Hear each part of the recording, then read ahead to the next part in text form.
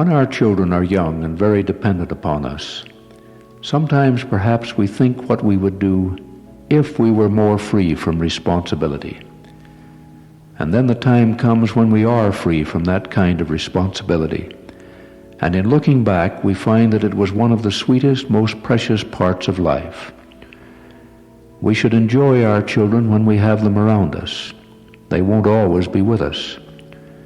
It is wonderful to be part of things, to be needed, to be wanted, and to enjoy the journey.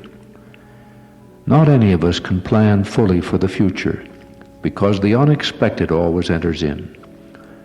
There are almost always obligations and worries.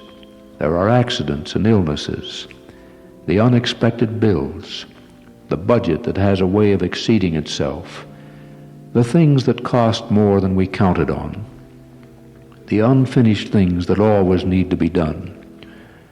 And then add to this all the other problems and perplexities of young parents, problems of employment, problems of providing, problems of preparing and building for the future. But every time of life has its problems. Youth has its problems, and so does age. But we live through each part of life only once. We don't go back. And instead of wishing that any part of it were past, instead of living always for something that is never now, we should find some satisfaction and accomplishment in every hour.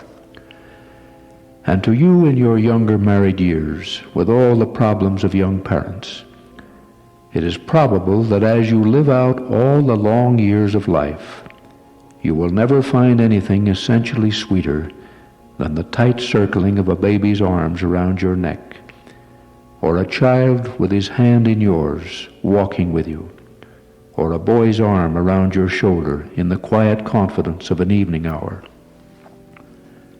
Don't wish for each part of life to be past. Despite all the problems and pressures, enjoy the journey.